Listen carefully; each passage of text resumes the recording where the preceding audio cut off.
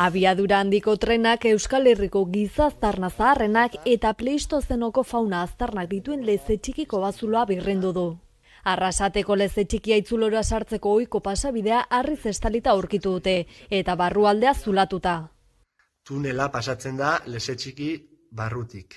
Duela 2 urte hartu ziren leze txikiko bazulo barruko ohiko bide bat etenda zegoela. Barreneko galerietarako bidea berriki eroritako harri handiz estalita zegoela.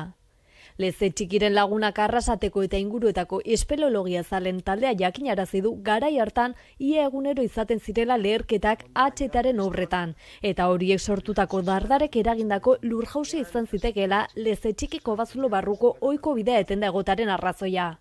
Bada urte hasieran beste bide batetik barnealdeko galerietara iristea lortu zuten, eta izugarrizko kareharri eta lurjausiarekin egin zuten topo, azpiko galeria guztiz estaltzen zuena.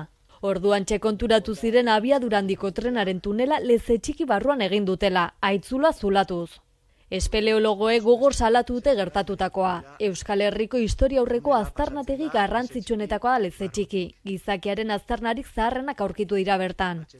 Eta espeleologoek iritzi diote leze txiki modu horretan suntsitzea onartezina dela, Arrasateko eta Euskal Herriko ondare arkeologiko garrantzitsua izan da. Hain justu Eusko Jaurlaritzaren dekretuaren arabera leze txikiko bat babes ingurunean aurkitzen da. Dekretuak berak dio leze txikiren muga batzuk norainokoak diren jakiterik ez dagoenez alboko ingurune endokastikoa ere babestu nahi dela.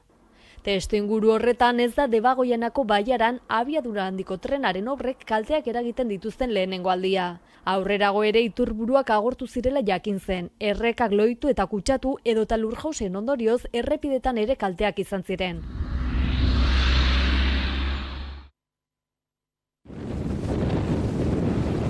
Donostiako Ainor Gauzoaren eta Lasarte Horia herriaren artean dagoen Belartzagoikoan 200.000 metro karratutik gorako azalera duen industrialde bat eraiki nahi dute. Proiektuak hasiera batean zentro logistiko handi bat aurreikusten du, eta zati handi bat Amazon multinazionalarentzat izango litzateke Aritzalde kolektibo ekologistaren arabera. Hasiera batean Amazonek Oiartzunen eraiki behar zuen zentroa, gerora bertan behera utzi zuena. Orain Donostiako Belartzagoikoan sortu nahi duten makropoligonoan kokatuko den susmoa dago herritarren artean. Baina multinazional horrez gain, beste enpresa batzuentzako tokia ere izango da. Pabilloiak, denda, gasolindegi bat eta hotel bat aurre ikusten dira. Duela hainbat urte sortu zen auzia da hau. Izan ere atzera begira jarriz 2016an legez kanpoko arroka isurketa bat egin zen, baina enpresak eta udalak ez dute kendu. Mercadonako eta McDonaldseko obretan 150.000 metro kubiko harri inguru isuri ziren. Handik 3 urtera Euskal Autonomia Erkidegoko auzitegi nagusiak isurketa hori legez kanpokoa zela egiaztatu zuen. Hala ere enpresak entzungor egin die beti udalaren eskaerei eta isunei. Ildo horretan udalak ere iragarri zuen hondakinak kenduko zituela, baina ordutik material gutxi atera dutela esan du Aritzaldek. Are gehiago kolektibo ekologistak uste du harri horiek etorkizuneko industrialdean erabiliko direla. Gaineratu dute proiektu hau Donostiako saltoki txikientzat mehatxua izango dela, baita ingurumenarentzat ere.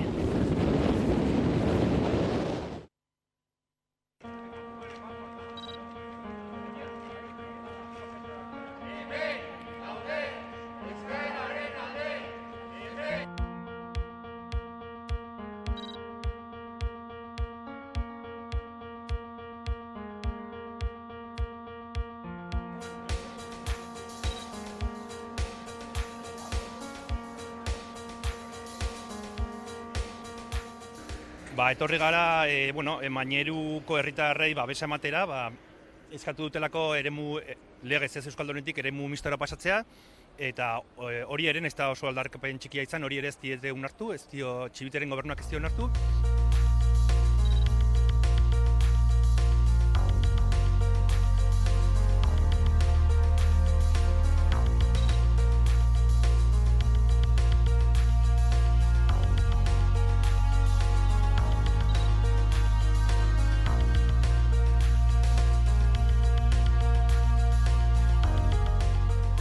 Baina PSOE-rentzat inoiz ez da momentu euskararen alde egiteko, ez? Adibidez, Aste honetan berean jakin dugu Lerinen, herritar askok eta familia askok nahi dutela eredua eta bertan euskaraz ikasi eta hoiei ere ez esan diete ez.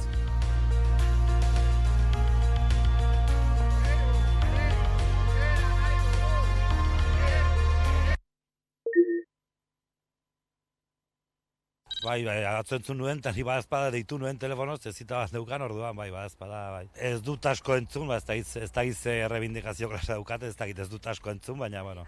Pero aquí en Pamplona sí, se nota un poquitín, que hay que ayudarles. Bai, zer badakit, bai. Bueno, ez dut idearik, benetan. Ez zait interesatzen, ez da pensatu ere. Uste dut txartzen ari dela, ez da giz zein dan arrazoia, baina txartzen ari da, bai.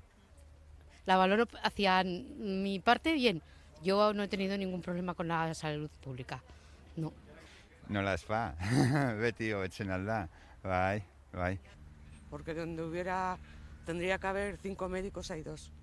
Y no, supongo que con eso no dan abasto a todo lo que nos pasa, porque tienen una simple consulta y te dan cita telefónica para una semana. 3 urte betetzar dira Zaldibarko zabortegia amildu zenetik. 2020ko otsailaren 6an, milaka tona lur eta zabor amildu ziren Berte Recycling enpresa kudeatzen zuen zabortegitik behera. Luiziak arrastaka eraman zituen Alberto Sololuze eta Joakin Beltran langileak. Beltran oraindik lur azpian dago, Sololuzeren gorpua bakarrik aurkitu zuten. Amiltzaren ondorioz gainera diosina, furano eta metal astunez bete ziren eskualde jendetsu baten airea, lurra eta ura. Oraindik arrakala nagusi da eta gertatutakoa antzuranez erortzeko Zaldibar Argitu plataformak ekitaldi bat antolatu du otsailaren 5an Eitzagan. Joakin Beltran eta Alberto Sololuze oroitu zabortegian gertatutakoa ez errepikatzeko bermeak exigitu eta erantzukizun guztiak argitzeko eskatuko dute.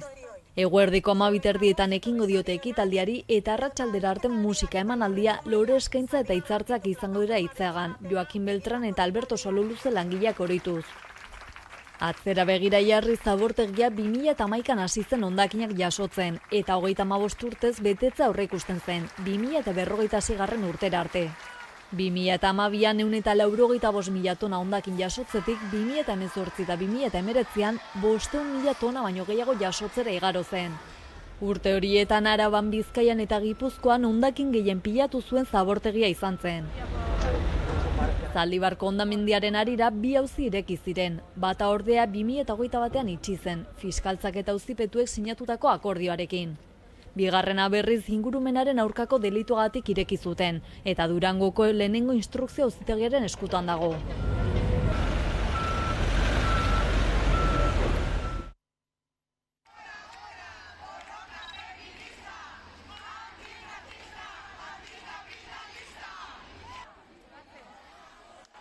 Zaintza lanak ezinbestekoak dira bizitzeko. Ezin dira ikustezin eta merkantizatzen jarraitu.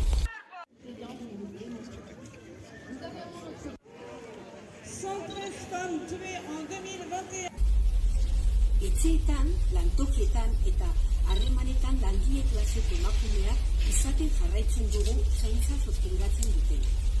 Denboraren eta baliabideen pobreziak bilatzen jarraitzen dugu. Zaintzak irauli ditu. Dena aldatzen. Egungo zaintza erregimen kapitalista eta patriarkala eraldatzeko asmo mobilizazio prozesu bati ekin diogu.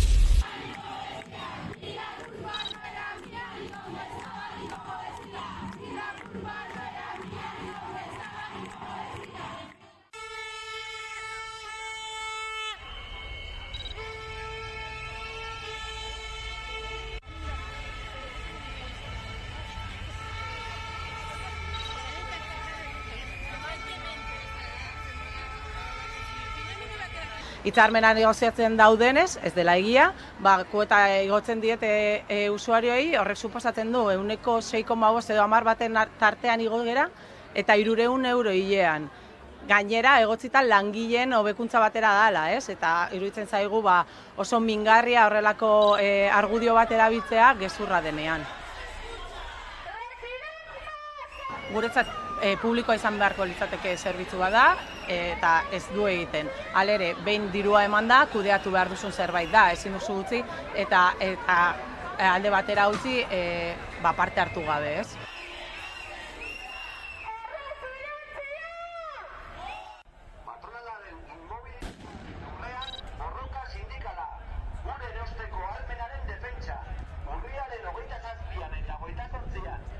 Bizkaiko metalgintzako gehiengo sindikalak asanblada ezberdinak egin ditugu gure ordezkariekin eta militantziarekin eta oniritzia eman diogu. Lan eta enplegu sailaren bitartekaritzak aurkeztutako azkeneko proposamenari.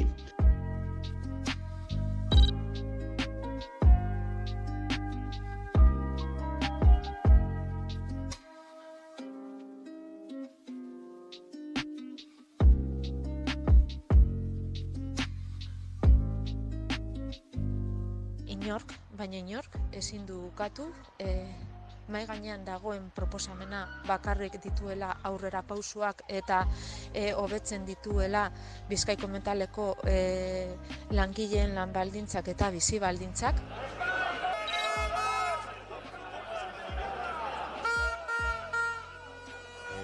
Argi eta garbi utzi nahi dugu, greba egunei esker eta aurrera eramandako negoziazio gogorrari esker Bizkaiko metalgintzako langileen eskubideak eguneratu eta hobetuko direla. Labeko militantzia harro dago egindako borrokagatik eta harro dago borroka horren ondorioz gaurko proposamena dago mahai gainean.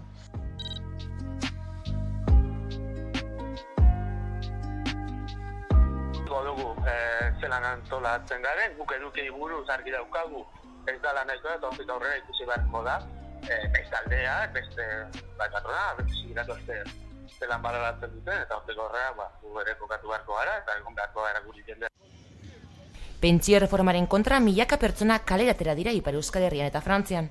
Baionan manifestazio jendetzu egin dute erretreten erreforma injustua hau erretiratu lelopean.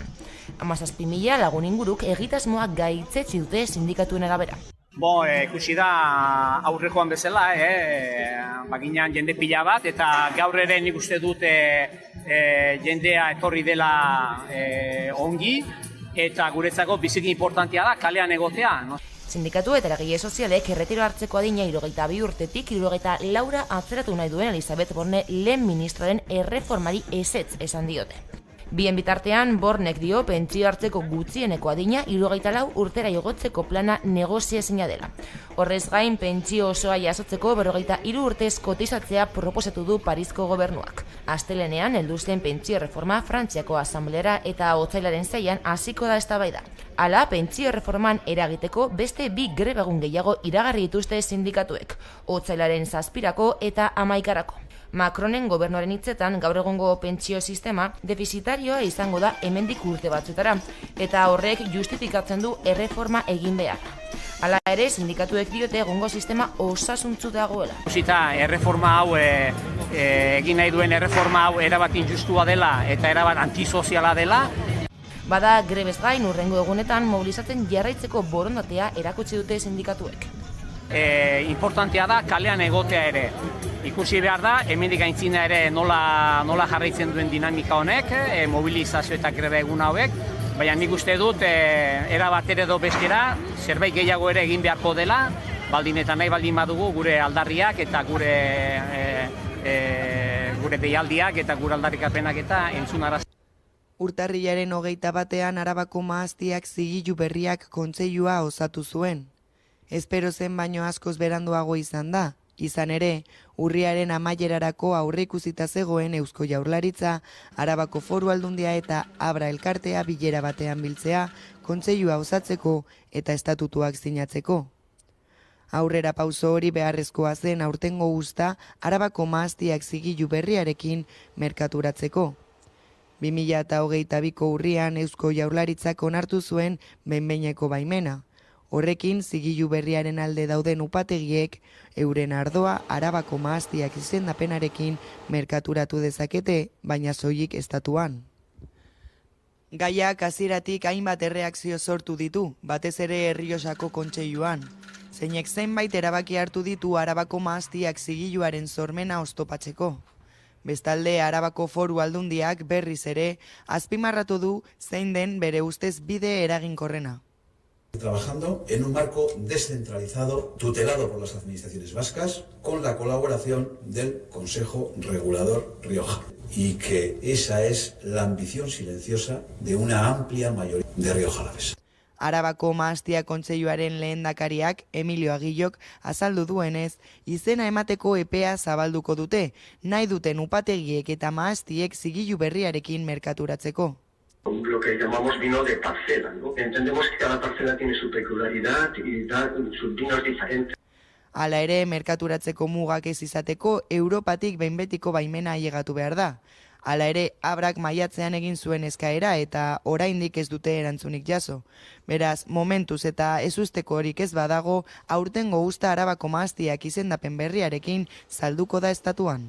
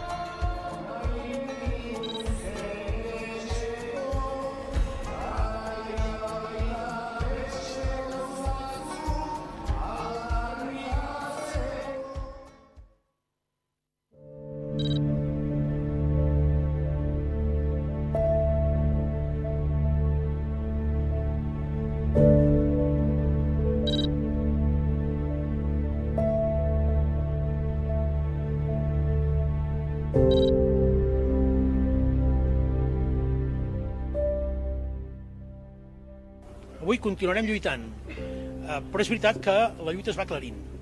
I avui hem consolidat coses que portàvem 5 anys treballant per consolidar i que obre una nova fase.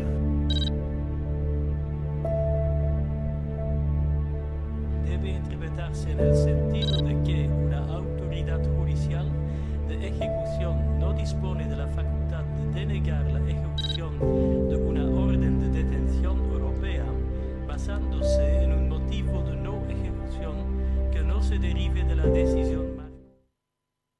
Herrioa, mundua den itsasoa, itsaso eta tsunami erraldoian euskara bera delako.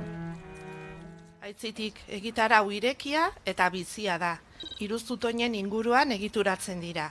Eskertza, euskal kultura eta komunitatea. Lehenengo eta behin eskerrik asko egunkariako lantalde osoaren izenean eta bereziki egunkari auzian atxilotu, torturatu, kartzeleratu, baitutako eta absolbitutako sumario kideen izenean. Batasunaren bidea ekimen kolektibo zabala egingo dugu, martxoaren 24ean, Errenteria eta Donostia lotuko dituen 8.000 pertsonako gizakate erraldoi baten bidez. Honek erakusten du nola lan egin nahi dugun kilometroen eredu berrian. Elkarlanean, argi baitago, bakarrik baino hobe egiten dela aurrera elkarrekin. Eta guzti honen testigu, Herrioa, garenaren isla. Eta herriolarekin izan nahi genukeen haren naturazko ispilu, gure ispilu naturala. 60. hamarkadan ikastolak behar, gizarteak zuen behar bati erantzuteko jaiozian, ez? Eta hor bazan, testu inguruak horrela eskatuta, euskara, euskal kultur transmisioari eta euskaldun izateari begirako erronka bat, ez? Eta horri erantzuteko euskal hezkuntza sistema nolabait asmatu, diseinatu, pentsatu eta abiatu beharra zeon, ez? Eta horri erantzuteko jaio ginen. Gaur egunera etorrita, Guztet horretan jarraitzen degula, bai? Kalitatezko euskal hezkuntza eraikitzen, eraldatzen eta eskaintzen.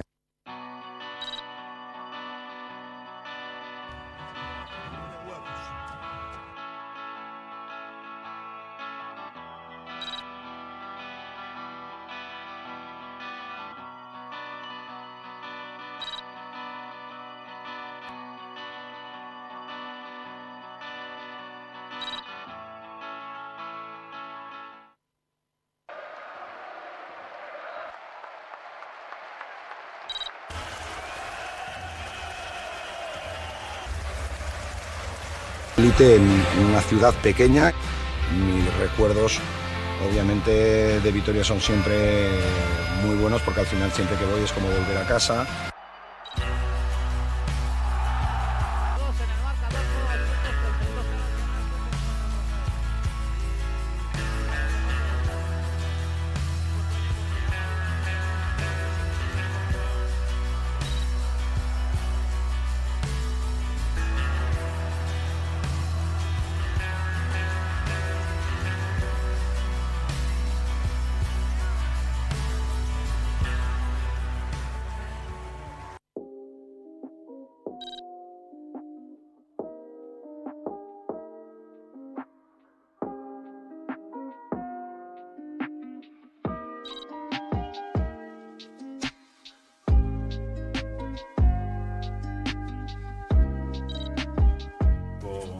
Jaurlaritzako Kultura eta Hizkuntza Politikarako Sailburua, Pilar Rodríguez, liburuaren koordinatzailea eta Deustuko Unibertsitateko irakaslea, Isabel Ergera, zinemagilea eta liburuaren azalaren egilea. Askok bezain parekidetasun eskasa izan du.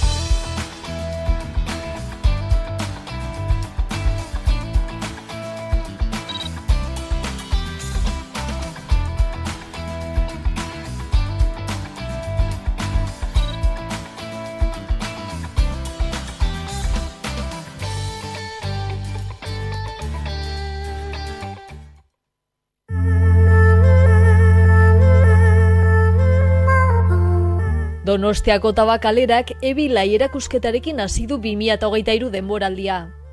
Optikaren eta balistikaren historiaren ikuspegi kritikoak planteatzen du, eta jatorri ezberdinetako 10 artista garaikide baino gehiagoren obrak ditu ikusgai.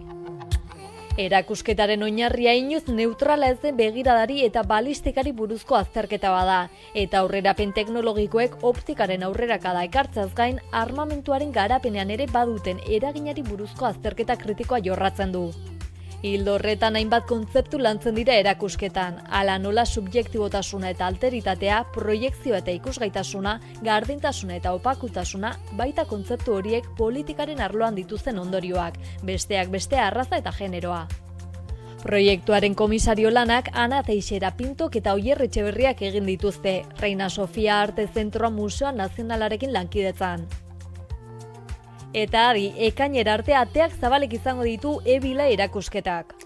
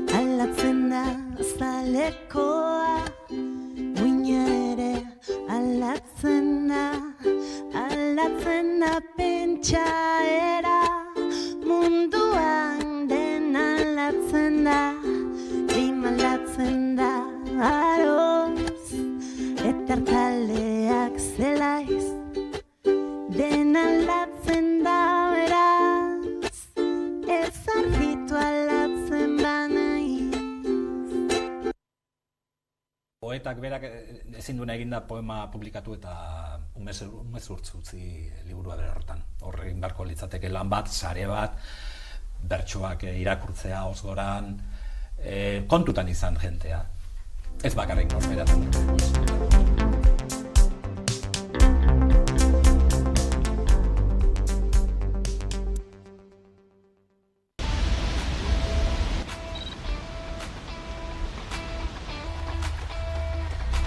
Tira bien.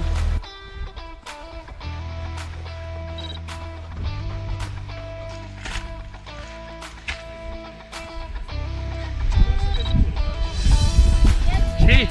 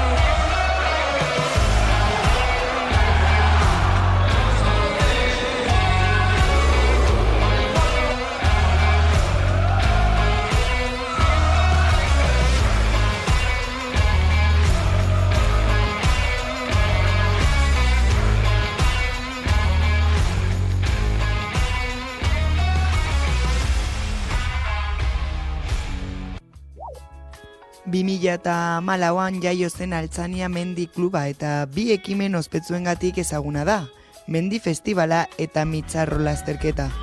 Araian, Azparrenan kokatzen den udalerrian aurkitu dezakegu kluba eta bere eskaintza. Zonaldeak badu sarma propioa, mendiz inguratuta dago, besteak beste aratz ikusi dezakegu oso hurbil. Hemengo inguruan, aratz inguruan eta Altzaneko mendietan, asteburoi hurbiltzen da jende pilo bat.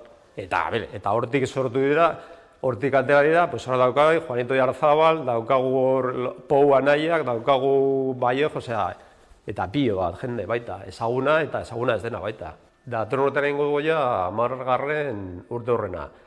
Eta zera baten sortu genuen kluba, batez ere eta hemen ez da inoiz egon benetako klub bat eta orduan gauza da, hemengo zonaldea ikusita zenolako baliabide, mendiko baliabideak eta naturalak dituen, zerbait sortzea da. Eta honekin batera baita, dinamizatzea pizka bat ere, herriko bizitza baita. Beti izan dugu hori helburu baita. Hemengo jardunaldiak, festivalean, eta baita ere egiten dugu maiatza ekainen aldean hor Mitzarro bira. Hori izango da gure proga edo gure ekimen estrella, vamos. Da mendiko lasterketa baita ere antolatzen dugu horrekin batera martza. Aipatu dugunez, Mendi Festivala oso ezaguna den ekimena da, izan ere 11. edizioa antolatu dute aurten. Hasiera batean, 2012an, ez zuen Altzania klubak antolatu. Eta lehenengo bi edizioak udalerriko bi lagunek antolatu zituzten, Angel Gordo Barbado eta Álvaro González de Alaiza. González de Alaiza zendu zen eta 2021etik aurrera festivalean omenaldia egiten diote. Gu beti nahi saiatu gara modalitate desberdinak. Bai goinmendiak, jakina, gero eskia, baita mendi lasterketak, bizikletak eta mendiak eta abenturarekin zerikusia duten aktibitateekin. Hori Alberto Iñarrategi, Aletzikon, Oiane Kortazar, Maiora etorri da, Juan de Nazar etorri zen, Juanito Jarzabal, Riko Txokoa. Ateratzeko baita, hemengo jendeak egiten ditute edo egin ditzaketen gauzak baita. Azken zian mendiko munduan. Hortik aurrera urtero beti ateratzen da zerbait. Ez bakarrik ezaguna dira, ez bakarrik ospetxo dira, baizik eta azkenean nolako festival baten ere jendea bilatzen duena da atzaldea ondo pasatzea.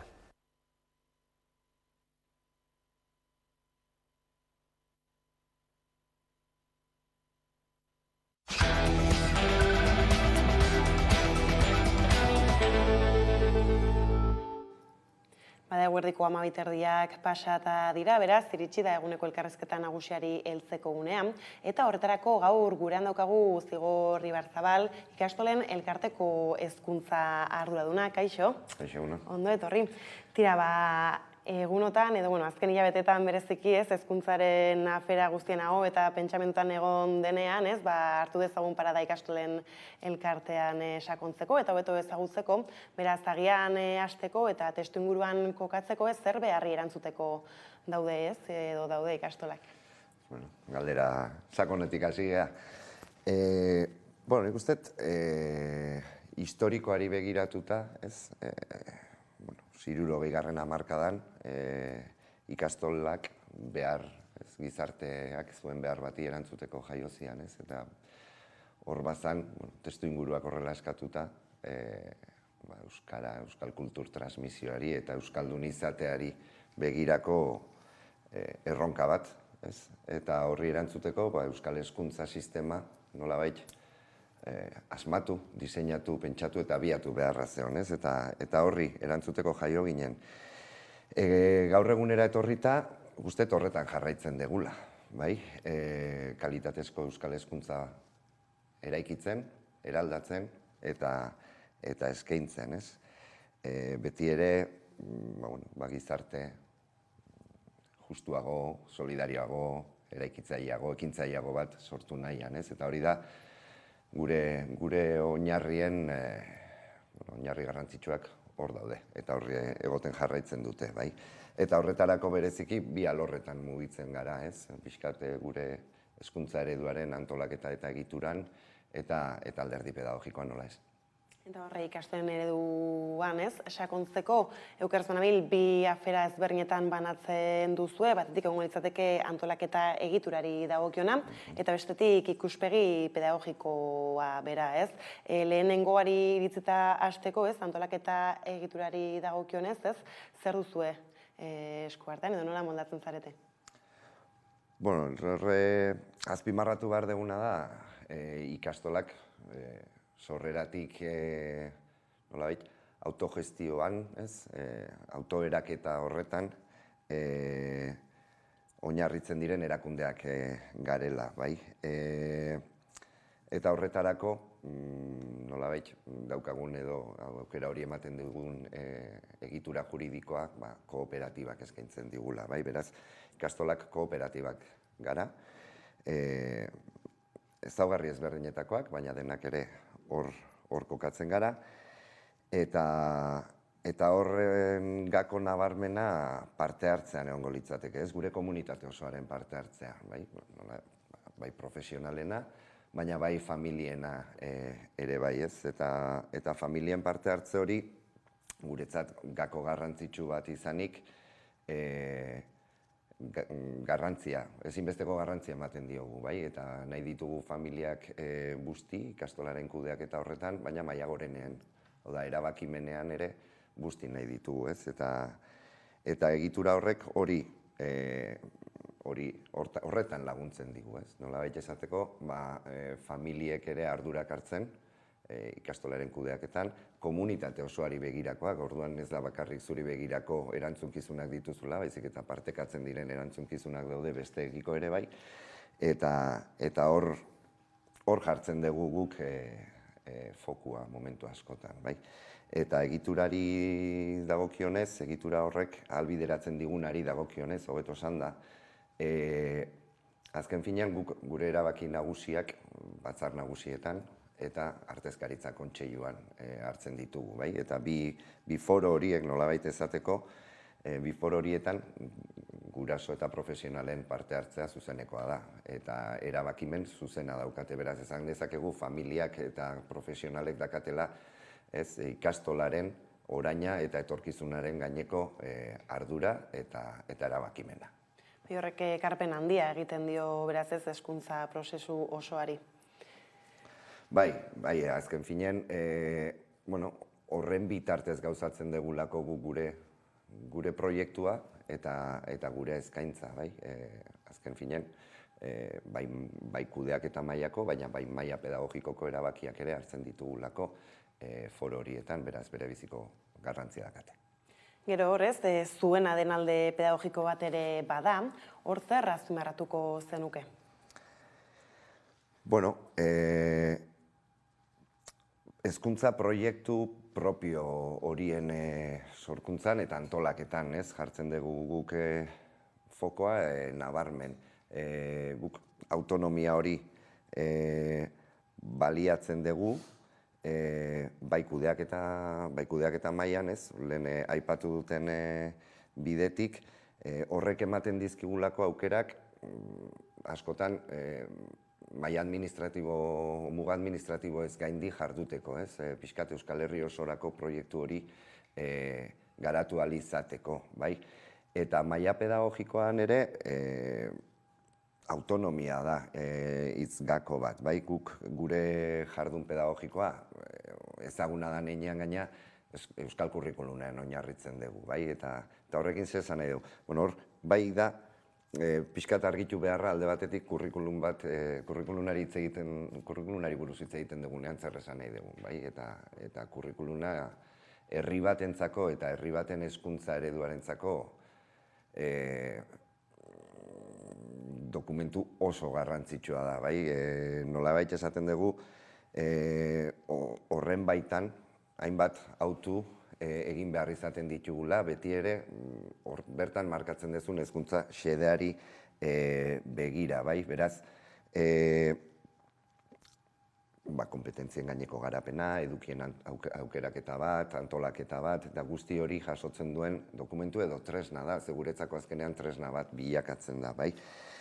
Guri autonomia horrek eskaintzen digun beste zerbait da berrikuntzan jarduteko aukera bat, bai?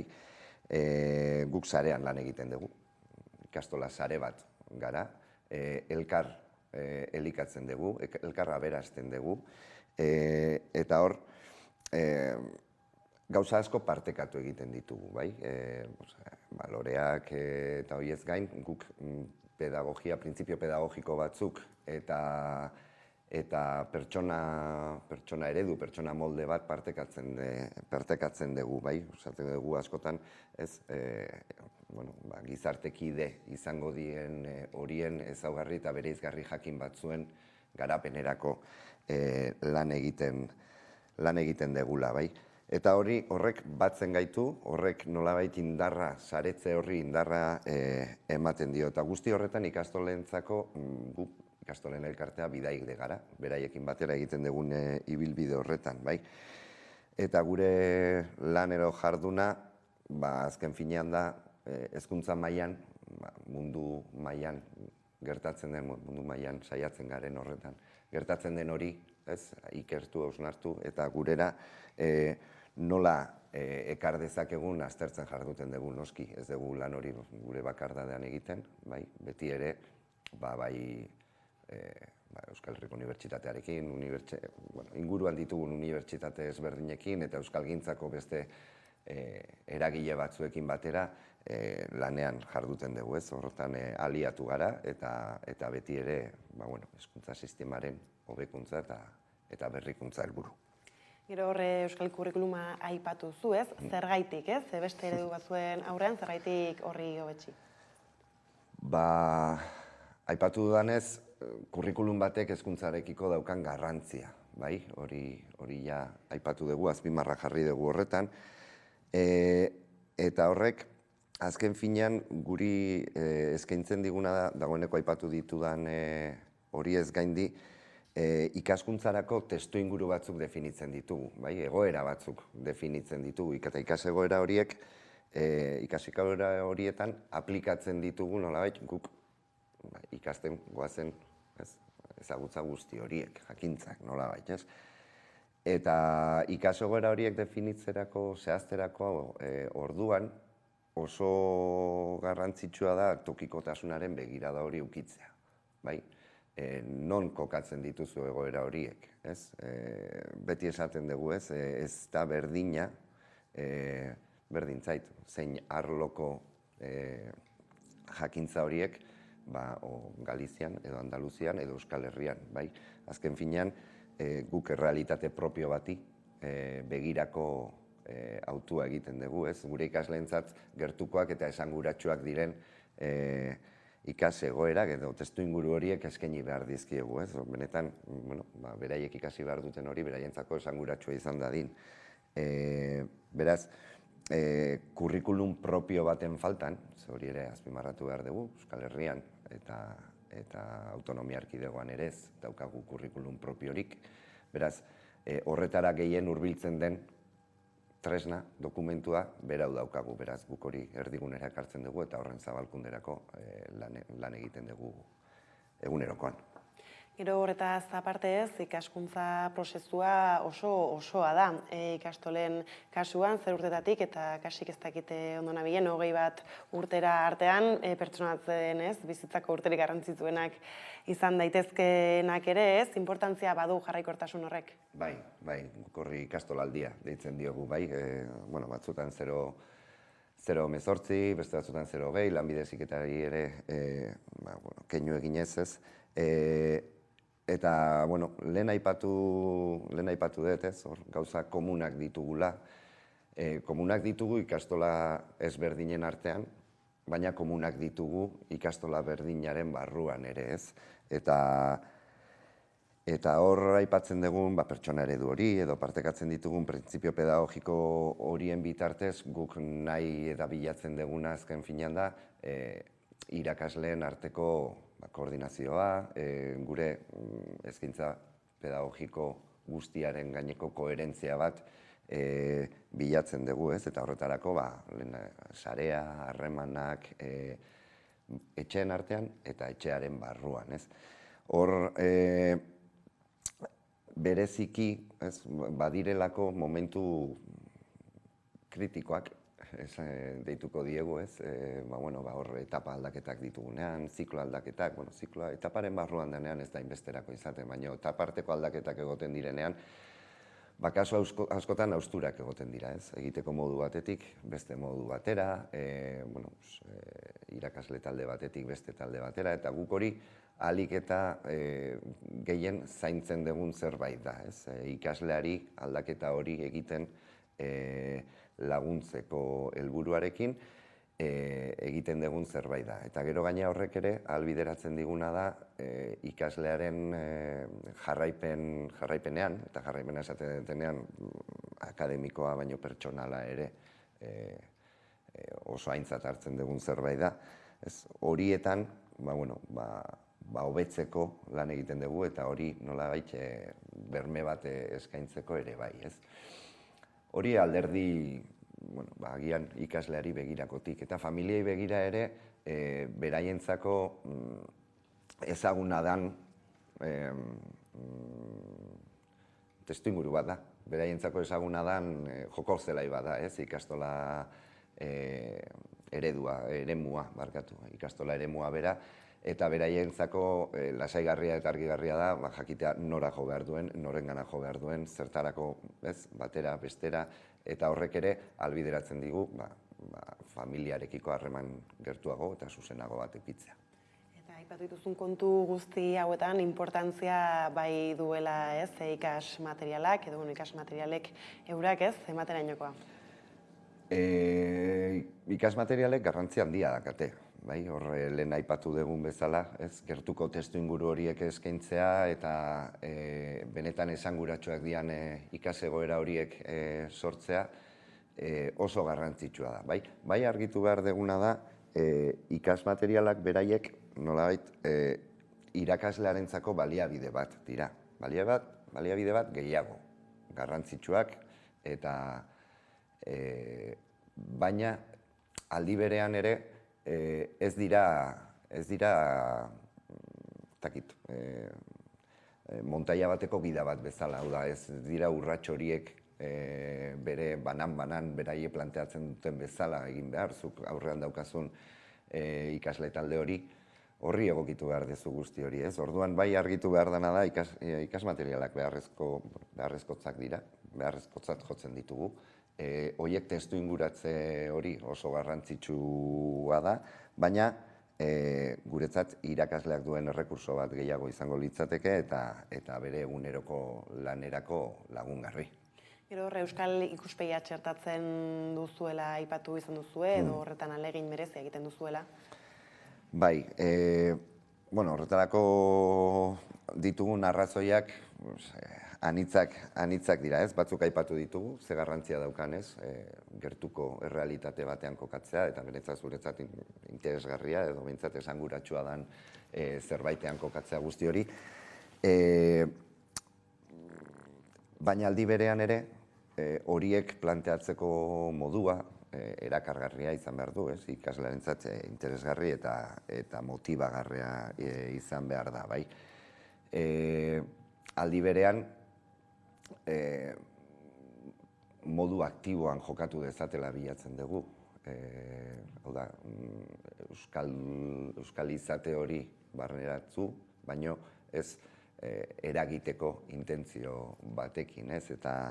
Eta hor ere, erronka nabarmena ditugu, hizkuntza eta kulturaren aldetik, ez? Esan genezake gaur egun, euskaldun aktibo izate hori autu bat dala, ikasleak egin behar duen autu bat dala, ez? Eta horretarako bide eman behar diogu, eta horretarako gure ikasmaterialetan benetan erreferente esanguratsuak eskaini behar dizkiegu, ez? Eta euskaldun erreferenteak, gainera, gaurkotuak, eguneratuak, gaur egun euskaldun izate hori benetan islatzen dutenak, bai? Beraz guk ikasmaterialei begira egiten dugun autua garbia da. Euskal Herrian eta Euskal Herriko haur gazteetan erabeentzat ekoizten ditugu ikasmaterialak. Beraiek ditugu, ez beti ere gure ikusmira horretan, ez? Eta hemen sortu eta ekoizteak ekartzen duena da, ez dakit, bizio ikusmira propio batekin, iruditegi propio batekin, testu inguratze errealetan oinarritutakoak izatea, ez? Eta horrek egiten dio gure ustez ekarpen handia ikaskuntza prozesuai. Ez, gainera kasik ergintzaz ere hitz egin daiteke, batean bada? Zinbestean, hau da, eta gaina herrigintza maila ezberdinetatik begiratuta, bai? Badago tokian tokiko herrigintza esango genukena, hau da, ikastola bakoitzak bere herri, auzo mailan egiten duen hori, ez? Inguruko eragile, erakunde eta instituzioekin, izan udal eta bestelako instituzioekin batera egiten duten hori, bai? Eta hori agian mikroagoa den maila batean gertatzen da, ez? Eta gero, bada nazio begiradatik edo nazio ikuspegi horretatik egiten dugun lana, bai? Eta lehen aipatu ditut Euskal Herriko Unibertsitatea, Mondragon Unibertsitatea, Deustu, Udako Euskal Unibertsitatea, baina horrez gain ere aipatu ditzakegu bai Euskaltzaindia, bai Topagunea, bai AEK, bai Bertsozale elkartea, bai Euskal Gukilarien elkartea, bai zerrenda luzea da guk ibilbide horretan, ez, elkarlanean eta elkarrekintzan jarduten deguna, bai. Hortan, guk gure ustez erronka komunak ere baditugulako, hortan azpimarra jartzen dugu. Eta ikasmaterialei begira, bai gure ustez, eta behin da berriz esaten dugu, ez, Euskal Herrian sortu dira, baina horrek esan nahi du. Sortzaileak Euskal Herrikoak direla, editoreak Euskal Herrikoak direla, marrazkilariak Euskal Herrikoak direla, diseinatzaileak, maketatzaileak, guzti horiek bertakoak direla, ez, eta benetan proiektu integral, sakon eta pedagogikoki abangoardian dagoen bat sortzeko elkarlan hori egiten degula, eta gure ustez hori bada herrigintzan jardutea ere. Eta abangoardian egon daitenez metodologikoki ere ez izango du berezitasunik, lehenago ere aipatu zu, ez, apura sorkuntza ere bilatzen dela ikasleengan. Bai, horre Nei beti gustatzen zait esatea eta horrela sinisten detelako da, ez? Ikastola mugimendua berritzailea eta inkonformista den mugimendua da, bai? Eta mugimendua holakoa izanik, ikastolak beraiek eta gure komunitatea ere bai, ez? Eta horrek ezinbestean sortzaile izatea eramaten gaitu. Metodologia aktiboen gaineko ikerketak egitera, horiek, testuinguru batzuetan ematen dituzten emaitza horiek aztertu eta gurera nola ekarri ditzakegun aztertzera, beti ere lehen aipatutako elkarlan horrien bitartez, momentu askotan, bai. Zan dezakegu, guri konforregoera horretan egotea, askotan gustatzen, ez dakit gustatzen da nitza, baina ez zaigun zerbait dela eta beti beste zerbaiten bila jarduten deguna, ez? Orduan, horretan betidanik hasieratik, ez? Euskal Hezkuntza lehen aipatu dut, Euskal Hezkuntzaren sortze momentutik horretan jardun degula eta gaur egun jarrera berdinarekin jarduten dugu.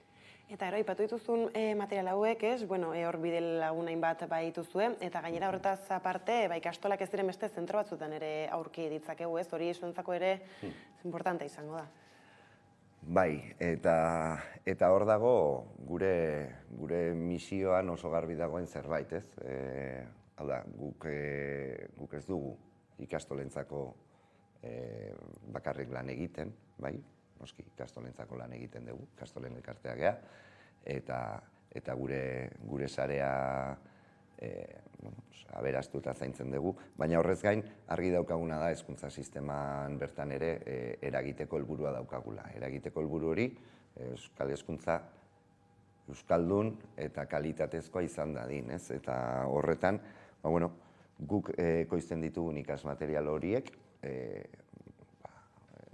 edozein sareetako ikastetxearen esku daude, bai, horre eskaintza zabala egiten dugu eta horretarako elkar argitaletxearekin batera sortutako ikaselkar argitaletxea baliatzen dugu, bai. Bi erakundek hasieratik garbi izan dugun egiteko bat da hori, ez? Pixkat gure eskaintza hori, sistema guztiari zabaltzea, bai. Zelbururekin, lehen aipatu dutan gizartekide horiek, ez, pertsona euskaldunago, konprometituago, solidariago, eraikitzaileago eta guzti adjetibo asko jarri daitezke horratzetik, ez, horiek nahi ditugulako gure gizartean eta hori hola izan dadin ikastoletatik bakarrik ez degulako eragin behar, baizik eta ahalik eta alderdi guztietatik eragin behar digulako. Eta guzti horretan prestakuntza ezinbestekoa izango da, kasik une oro? Prestakuntza, hezkuntza berrikuntzaren oinarria da, bai? Zuk ikasmaterial punta-puntakoak, metodologia aktiboetan, ebaluazio eredu, ebaluazio marko berritzaile batean eskaini dezakezu, baina irakasleak gaituta ez baldin badaude, horren erabilera tradizionala ere egin dezake, ez? Orduan guk bai arreta handia jartzen dugu irakasle hezitzaileen ahalduntze pedagogiko metodologiko horretan, bai? Horrekin lortu nahi deguna da gelan, ez? Ikastestu inguru horretan, gelan edo gelatik kanpo egiten dugun esku hartze hori hobetzea, eta hobekuntza hori nolabait fundamentatua izatea, bai, horrekin beti ere, lehen aipatu dudan, ikaslearen jarraipen pertsonal eta akademiko horretan hobetzea. Uste dugu horretarako ezinbesteko dela irakasleek dakaten motxila pedagogiko hori, ez, ahalik eta beste betetzea, tresnak behar dituzte, estrategiak behar dituzte eta baliabideak behar dituzte, ez, eta guk, horiek eskaintzen saiatzen geha, bai, askotan zuk zeuk egin behar dezulako lehenengo ibilbide hori, ez, bada hor askotan erabiltzen dugun esamolde bat, ez, eta da nekez lagunduko duzu norbait, nonbaitera zu zeu lehenago iritsi ez baldin bazera, ez, eta hor, bai, emozioen kudeketan eta bestelako gaietan ere, bada norberak egin behar duen lan prebio bat eta gero besteekin jardunez. Pero lehentxago ere aipatu izan duzu nola tokian tokiko ez berezitasunak aintzat hartzen saiatzen zaretela, pila kontu aipatu dituzu, ez, horren artean eta hor zelako tartea daukazu, ez, alakoetan eragiteko izan ere ez da berdina izango ikastolan egotea ez dakit ezkerraldean edo eta Durangaldean. Bai, horre azken finean ikastola eta erakundearen arteko harremana, ez da bereziki zaintzen dana, ez? Eta ikastola bakoitzak daukan behar hori saiatzen gara, beti ez da erresa izaten, ez? Ikastola asko gara eta guztiok ere mugak ditugu, ez? Baino bai saiatzen garena da bere realitatetik eraikitzen eta bere behar horiek aintzat hartzen, ez? Ez da esate baterako eta prestakuntzaz ari ginenez, ez? Ba ikastolen elkarteak nolabait bere prestakuntza plana osatzen du. Plan hori komuna da ikastola guztientzat. Ikastola bakoitzak hori jasotzen duenean bere irakurketa propioa egiten du. Ikastola guztiak ezin dute eskaintza guztia hartu, ezinezkoa litzatekeelako, bai. Orduan horre jarduten dugunean, ikastola bakoitzak egiten duena da, bere beharraren diagnostikoaren arabera, hautaketa bat egiten du eta horretarako ikastolen elkarteak eskaintzen dion hori baliatu, eta momentu askotan, kanpora ere jotzen dute, behar duten hori bilatzera, ez? Orduan, dagoena da eskaintza komun bat, nolabait, lehen aipatu dudan marko komun horri dagokiona, eta gero aparte, ikastolak berak egiten duen bere plan propio hori, ez? Eta hori da, adibide bat prestakuntzan nola gauzatzen dugun ikastola bakoitzarekiko daukagun elkarlana. Eta bukatze aldera zigorrez, eta aipatu dituzu nertzenak borobiltze aldera albaldin bada, zein dira zure ustez ikastola ereduaren gako nagusiak? Zergaitik ezagutu behar du jendeak ikastola? Sintesi lan bat egin beharra dugu hemen, ez da? Bueno, nik saiatuko nahi zirutan laburtzen eta gainera gehiegi ez luzatzen, bai. Uste hor badagoela gure ADN-ean txertatuta dagoen euskal kulturaren transmisio eta ezagutza eta sorkuntzarekin, ez? Lotuta dagoen hildo bat, hor indar handia jartzen dugu, bai, eta gainera Euskal Herriko ikuspegi horretatik, ez, gure nazio ikuspegi horretatik, badaukagun erronkari jarraiki, ez, hezkuntza sistema nazional hori eraikitze bide horretan, ez, horretarako jaio ginen eta horretarako lanean jarraitzen dugu. Bigarrenik aipatuko nuke komunitatea, bai,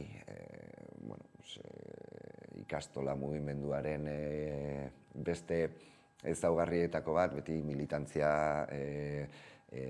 nolabait auzolanaren garrantzi hori hor izan dugu eta oraindik ere hor dago, ez? Eta gainera kooperatiba egiturak ere aukera ematen digu guzti hori aurrera eramateko eta horre profesional eta familien arteko elkarlana, ikastola barrukoa, zein ikastolen artekoa, ez, eta norbanakoaren konpromiso hori eta elkartasuna. Eta bukatzeko,